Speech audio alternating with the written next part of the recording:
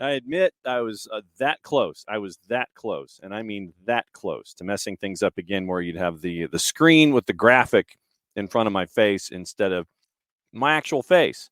Bases dropped on a special edition of Thursdays with Niko Moreno from El Rolo NW and Pulso Sports Soccer Bar will be joining us here in just a little bit. And normally when you have days like today. And let me see if we can figure out what happened here. Let me see if I can remember what happened. All right, we had a team. We had upsets off the board.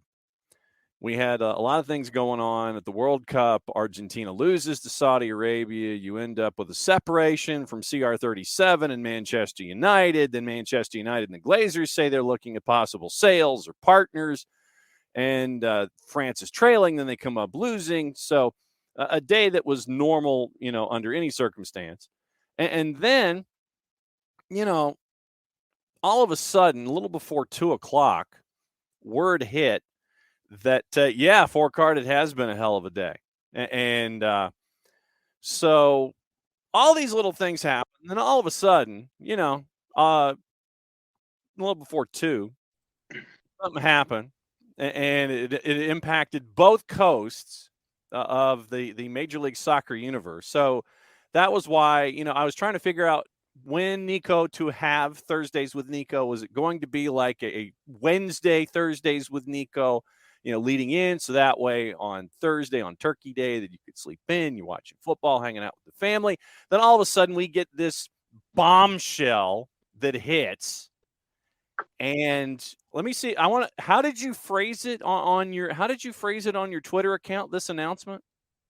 I feel like so. First of all, hi to you, John. You're a great audience. You guys must be just loving it, feeling blessed today. Lord is good, but not down here. God is good always. But going back to it, I phrased it as, I feel like somebody stole my car from my garage while I was sleeping. I mean, quite honestly, they snuck this one on me. I've talked to a lot of people since I've heard. Oh, man. I know that you've been talking to a lot of folks. And so we're gonna hang with technology. We're gonna hang with technology here. And we want Niko's full-blown description of everything that's been going on. And so let me do this. Let me go ahead and go full so Niko can get his technology squared away. He might have to end up going to a wireless. We might have to go to a Wi-Fi hotspot. And that was why we were trying to figure out the show and figure out when to do it, because of what he's been up to in the West, to get his perspective.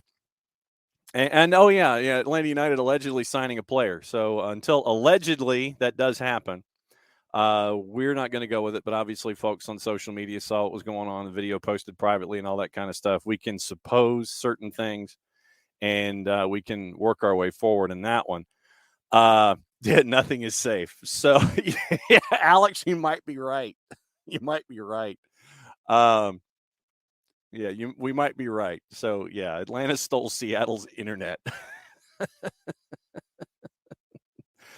And, so Atlanta broke the news cycle. So that's where we are. And, it was the woeiest day. I think that's probably the best way to describe it, Alex. It was the woeiest day. I think that's what the woeiest. It's like you've got woeier, and woeiest of days. And, so Emilio, yes, allegedly signed a player. For those of you that saw that, all right. So here we go. All right. So you're muted. You're muted. Hit your mute. Get your mute button. Talk to me. Can't hear you. We're waiting. It's there. I can't hear it. I can't hear you. Nothing. Oh, oh, oh, we're getting close. I wanted to have this conversation. I really do. And so we'll get into it. And so I'm going to just go back and forth between these comments. And thanks for being patient with us. Originally wanting to start at 5:30, now we're starting at 6. So 4Card, Ricky, Alex, Unite Chop Rise, all of this stuff. All right, here we go. Niko. Okay, all system go. All systems go. All right, now you said your car got stolen out of your driveway with this. Yes, absolutely. So, we're World Cup. We are at the moment not really thinking MLS. We are getting up at 2 a.m. to watch Argentina lose. I mean, it's just all kinds of stuff that's distracting you. I've honestly slowed down on some of my contacts because of World Cup. I'm guessing not a lot of movements happening. And all of a sudden, I get hit with a ton of bricks. I'm looking, is this real? I'm looking at my email. There are statements. There is communications from Sounders in Atlanta. This is real. This is happening. So that's how I felt like it really snuck in there. And this is a huge moment. This is a huge piece of news. Garth Lagerwey just represents an era of success here with the Sounders from 2015 to now. He has been fantastic. 2 titles, 4 finals, 1 CCL championship, a Leagues Cup final as well. I mean, there's been so much success here, not just in the first team level, but the amount of money and effort that he put into the development program of the youth, from the Tacoma Defiance to the academy. He has literally hit every objective that he's had here.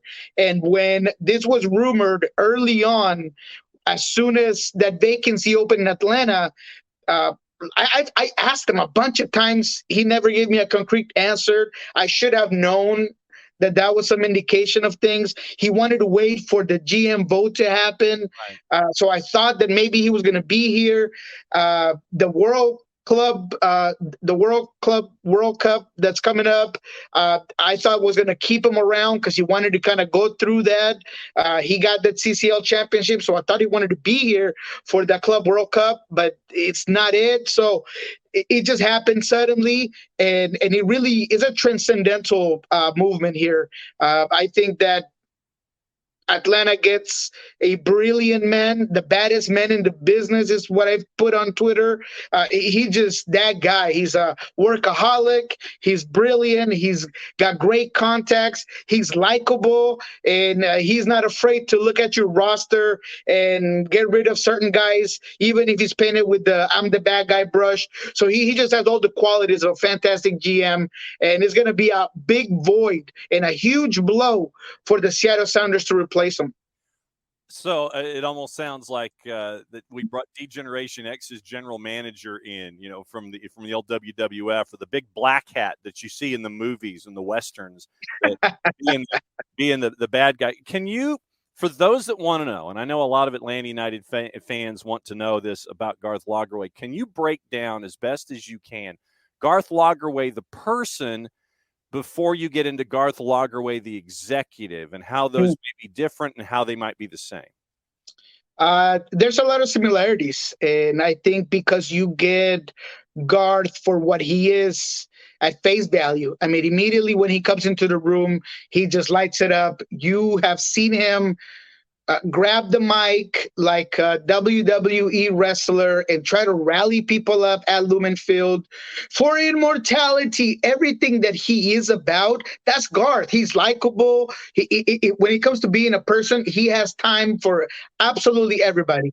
If Garth Lagerwey is at a presser or an event and you want to talk to him for 10, 15 minutes, he's going to give you that time because he loves talking soccer. He loves talking about his objectives and his dreams and what he wants to do with things. So in terms of personality, you just get a good all-around guy, someone that you could have a couple of beers with. That's Garth. You could just chop it up with him about absolutely anything. It could be NFL, it could be football, it could be soccer, whatever it is that you want to talk to him about. He's just going to chop it up. He's going to be immediately likable. Another thing, he's just very honest and genuine of how he just talks to you. He's not someone that's gonna butter you up or maybe sugarcoat things. He's gonna be very straightforward with you. In terms of him being a family man, he's a great family guy. Has a great family. He's all very very devoted to his family. So he just has all these great components at a personal level. The only difference that I would make as him as a GM is what I just mentioned. He's not afraid of being the bad guy. There's been a ton of players that have come and go here in the Seattle Sounders that have been icons. Ozzie Alonso, Roman Torres, Clint Dempsey, and whenever there's specifically talking about Ozzie and Roman, when things don't make sense to him in balancing the checkbooks, if you will, and he could, he's going to try to work with you because he wants guys to stick around. But if you are hindering the salary cap or the club, he's going to make that tough decision, and he's going to be that bad guy. So I think that's the only difference of Garth the person and Garth the GM, is that Garth the person is always going to be a good dude. He's going to treat you right. But the GM, there's going to be times where he's going to have to lay the hammer and let you go. A lot of folks in the timeline on the Twitch pitch are asking about the machinations having to do with the all hands on deck meeting, the vote, what it meant, and the fact that, okay, he got an approval, but they still was not a contract that had been signed. And so can you explain that process about where the supporters and the shareholders get to vote on individuals and what that was like? I want to say last week, and I know that what happened after, where it was anticipated that Garth was he was having positive conversations about getting a new contract, which was going to be anticipated to be signed next month. Explain the process about votes of approval and what Garth Lagerwey was in that. Yeah, so there's always a council, and that's what the council annual meeting's about. And they have votes that they can provide. He won 90% of those votes, but I don't have a lot of answers to how the process occurred, because I want to say that this happened very quickly, as I mentioned when we started off. Yeah, and I want to say that he thought he was going to be here, even beyond the point of the voting. But I can't be certain. And I've gotten a lot of those questions on Twitter, on Facebook. I've gotten messages because some of the people feel betrayed of some sort, or they were lied to. They just voted for someone who now just kind of packed out and left. Like, did he know this prior to it? But in terms of the contract, yes, obviously there's no contract that goes with that vote. It is a very unique and wonderful identity of the Seattle Sounders, and kind of that bond that they have with the fan base. So they have council members that are voted in that obviously have to do a lot of volunteer time, and they make those decisions. They voted in Garth Lagerwey. But in terms of how this happened, when it happened, the only thing that I can tell you is that there was no contract, nothing written, and that's why he makes that choice of leaving. That said, Adrian Hanauer, the owner of the Seattle Sounders, he, as you might have seen, he's very grateful for everything that Garth has done. He put this team in heights that nobody ever thought they would get. He has helped this club and created an even stronger foundation that this team already had in terms of infrastructure. So he's very grateful. So I don't see the owner trying to keep him away from what has to be a fantastic position in terms of money and opportunity and everything that it involves. And that's just the Seattle Sounder way. They're not going to hold you from advancing. They're going to be grateful to you by allowing you to look to new horizons, the same way Chris Henderson left and got his opportunity to do wonderful things winning in Miami. Now they do that with Garth Lagerwey. So in terms of contract, there was nothing set in stone. But in terms of that vote, I will say that there are fans that, and a lot of those council members that feel like they were maybe lied to in one way or another. All right, now I want to get into the Chris Henderson thing toward the end of Thursdays with Niko about how you go and fill that position. But so basically there's a general meeting where folks are there and they vote yay or nay on an individual. And I think that while they only had 1/3 of the members at the general meeting, Garth Lagerwey got 90% of the vote, which still is a great vote of confidence from those who are active in the voting process. But once again, it shows, I think, what Seattle fans are looking for in that individual. But at the same time, with Garth, he's now president and CEO. He's getting more power, and he's not up to that yearly vote that is one of the integral elements of the voting process in Seattle. Yeah, and there's a multi-year contract, and I'm sure that the money aspect has to be incredibly high. And Garth loves a challenge, and I know that he looks in Atlanta at that. This is probably the first club that he's been to that he's going to have an open checkbook, and that he's going to have the ability to bring up the reality to the expectation. And we've talked about this thousands of times. The fan base of Atlanta United, the amount of resources, the venue, everything that says Atlanta United has the expectations and the minimal requirements very high. And over the last 5 seasons or so, they haven't really done that. So now Garth Lagerwey gets the opportunity to bring that brand and bring that club to the heights that the Seattle Sounders have been. So that has to be part of his desire to want to get down to Atlanta, and why you guys are getting a fantastic person, because he's not just doing it for the money and everything that it's very obvious, but he's also doing it because he wants a challenge. He wants to prove that he could bring those same foundations and theories and thoughts into Atlanta and bring him back to being globally known, whether is through championships domestically and eventually internationally. So that's what you guys are getting right there. All right. So question from Four-Card. Four-Card wants to know, and this is an S2 Tacoma Defiance question. Has the Sounders Academy or Tacoma Defiance S2 produced anyone to go up to the first team? Who have come up from Tacoma or Sounders 2 that have been an integral part of Seattle Sounders on the first team? Integral is a difficult word, but there have been a lot of contributors. Danny Leyva was a player that came through the academy, played consistently with the Tacoma Defiance, eventually got his shot. Ovid Vargas from the academy, it was more of a quick progress.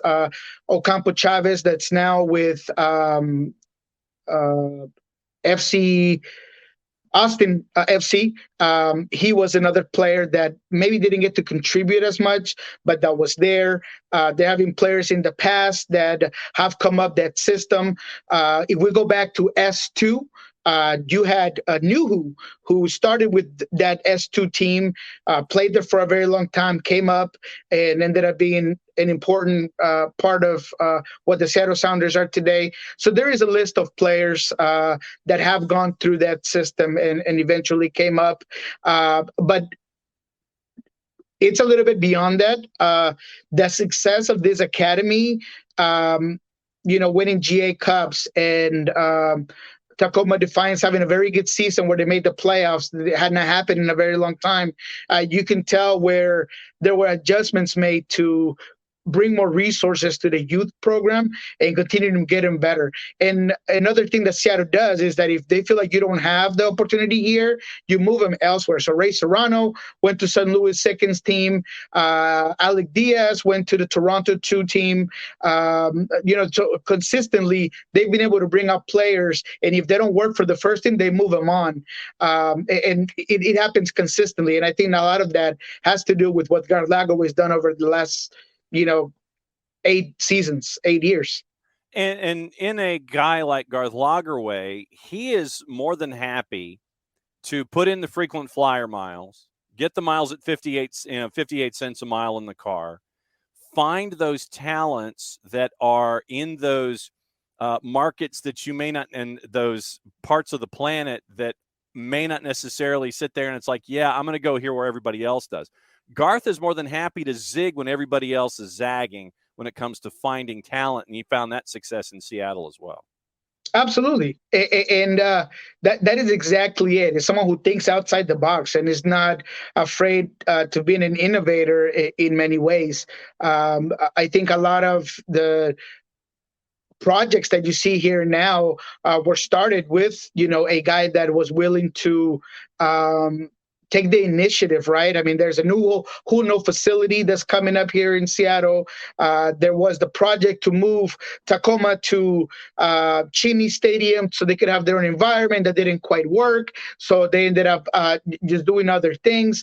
So just the ability to do things differently, to perhaps get better results without being afraid of failing, is what's really amazing about Garth, and he's involved in absolutely everything. He wants to have his head in everything that he could possibly do. He's going to give you his theories. He's going to take in your ideas. But at the end of the day, I really do believe that he was one of the main architects of the success that Seattle has found over the last decade, or since he's been here in 2015. No doubt. And Wagner on the Twitch pitch wants to know if there is any kind of a previous relationship or with Carlos Bocanegra. I don't necessarily know the background that Garth would have with Carlos Bocanegra, but let me take that another step. What is the relationship that you can recall with Gonzalo Pineda and Garth Lagerwey from Gonzo's time there to what you were able to see? That's a very good question. And honestly, I'm not sure where the relationship is because Garth had to deal with Pineda as a player. Mm-hmm. And he had to deal with Pineda as an assistant coach that was hoping to, through Brian Schmetzer, get more money, a lot of contractual stuff. So, Gonzalo is a gentleman. He's always going to he's never going to badmouth anyone. But if I could read between the lines and knowing Garth as a negotiator, there were perhaps some rough patches of the relationship at some point. But Garth is all about the success of the team. He, more than anybody, knows and understands the attributes, the weaknesses, the highlights, and the lowlights of Gonzalo Pineda. Don't even doubt the fact that he, while Gonzalo was here, whether it was as a player or as an assistant coach, he is familiarized with absolutely everything from the team. So he knows and understands what Gonzalo can do. And he's going to keep a close eye on him because I just told you, Garth is very straightforward. He's very likable. He's brilliant, but he's not afraid to just cut somebody loose if things are not working out. So I'm going to say that the relationship is very normal, very professional. And I'm going to just leave it at that because I don't have any real insight on anything else.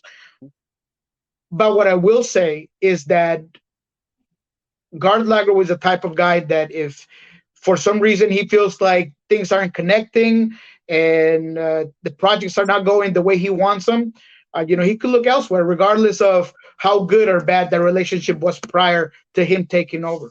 Because I was going to ask, and that was going to be my next step, is traditionally the relationship with Garth and Brian Schmetzer, executive and coach. What was that relationship like with those two, with all of those things that Seattle was able to accomplish, not just in the American theater, the North American theater, but in Club World Cup and CONCACAF and things like that? What was their relationship like?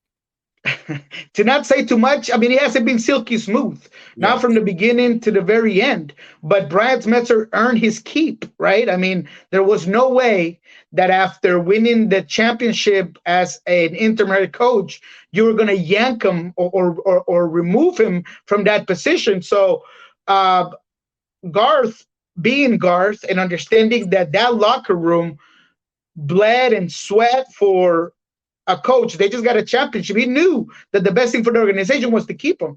And Brian continued getting better, developing as a coach, getting more certifications, getting better at the things that he didn't do prior to that, and he just earned his keep.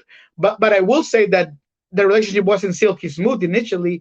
I'd be a liar if I told you that when Garth took over, he and Brian was the interim coach, that he saw a multi-year contract coach that was going to bring him all the titles that he brought him.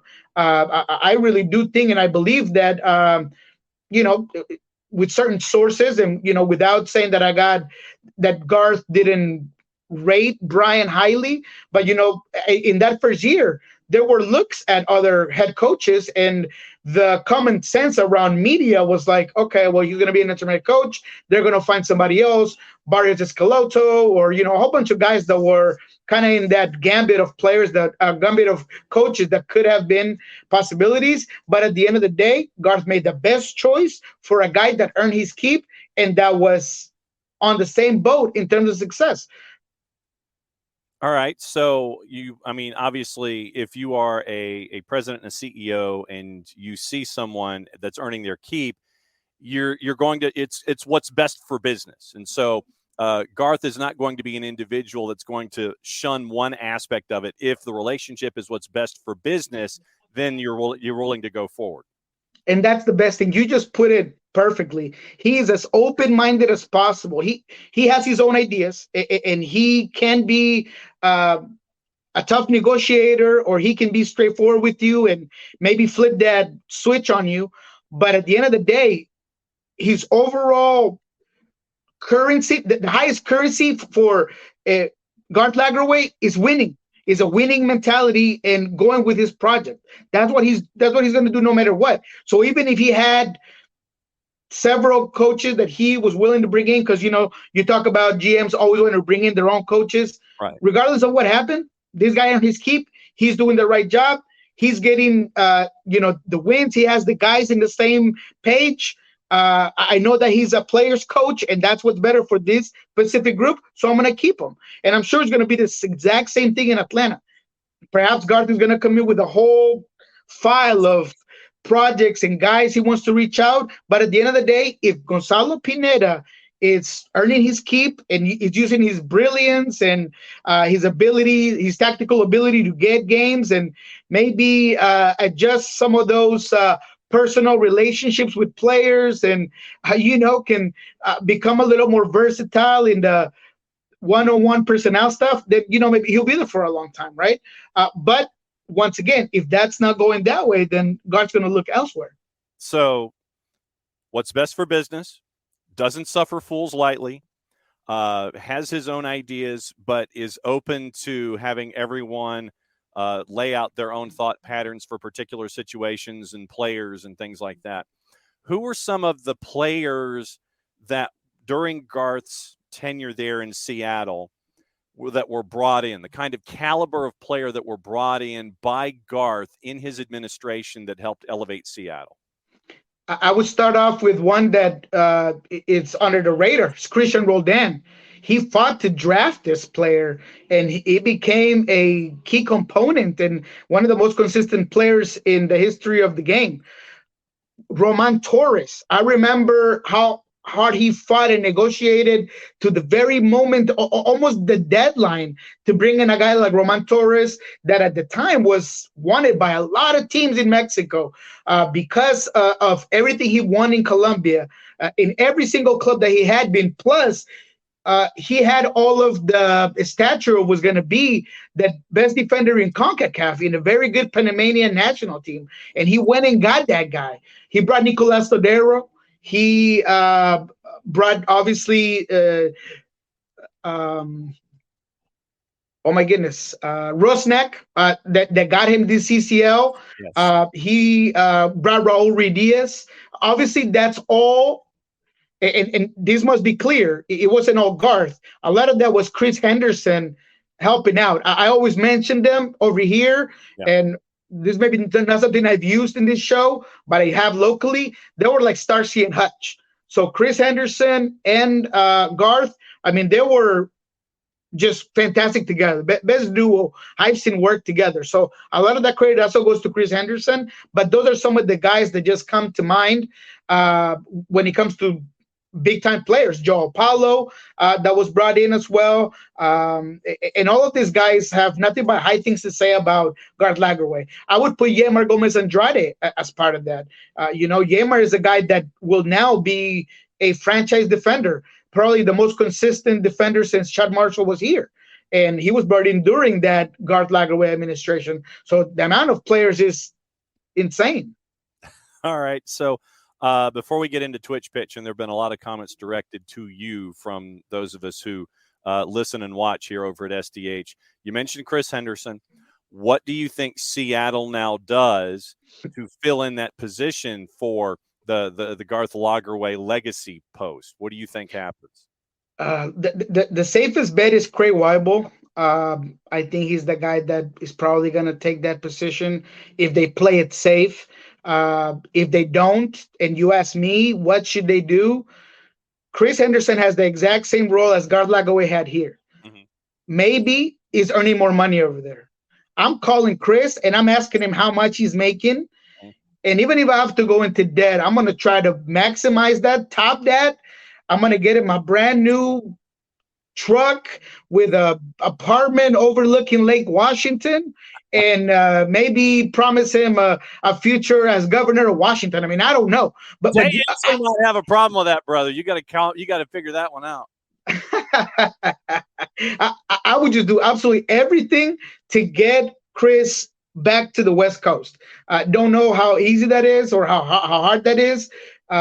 Obviously, Chris moved over there, and his daughters are in college, and it sounds like he's comfortable down there. But I would do everything I could to kind of bring that back, because one aspect that maybe not a lot of people are looking into is the fan base is going to feel bad about this. I mean, he's been such a huge component, mm-hmm.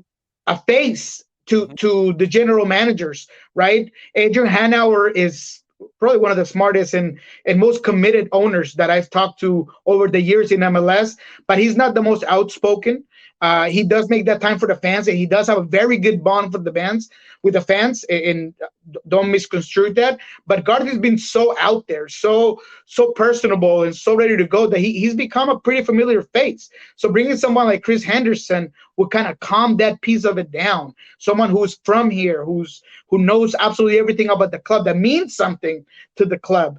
So for me, it'd be worth absolutely every penny and every under the table thing that you could do to bring him back here, to be quite frank. All right. So once again, a lot of love from our folks on the Twitch pitch. Let me just give you a sampling of it before we go. Alex Basine wants to know when we're signing Niko to the ATL. That's really, and 4-card Niko, we're truly sorry. No hard feelings, I hope. Ricky Ricardo, Niko, your transfer fee is in the mail. And everybody's showing you love as always. Emilio wants to support you as best we can. Phoenix, love to hear what you were going to be saying tonight. So a lot of folks wanted to hear what you had to say, and that was why we wanted to reach out to you and do this special version of Thursdays with Niko on a Tuesday afternoon because of the seismic news that came through with the signing. And 4-card, I do not know if Garth and Darren really played on the same, because I know that Darren went to Brown, Garth went to Duke. So unless something happened, unless they played something amateur, I don't know. But yeah, I'm not sure with the familiarity of these things there. I mean, I really don't know where it is at. I just think that when you think candidates around MLS for GM, I mean, Garth is at the top of the list. He's just too successful. He's done too much for you not to know him. I mean, if I don't know, Justin Jefferson was a free agent tomorrow, everybody would be on him. It's the exact same thing. He's just too good for you to ignore it. So Atlanta did the due diligence. It went out there and got a guy. So I do want to tell you guys that you will see how special Garth is beyond the soccer aspects once you talk to him, once he gets around, once there's events and you're able to talk to him. One of the most likable, brilliant guys I've ever met. He's always thinking 3 years ahead, and have that number in your mind. 3 years ahead every single time. He's not taking tomorrow or next week. 3 years ahead. Has a plan all the time. All the time. He had those objectives here the day that I was there when he was introduced to the team.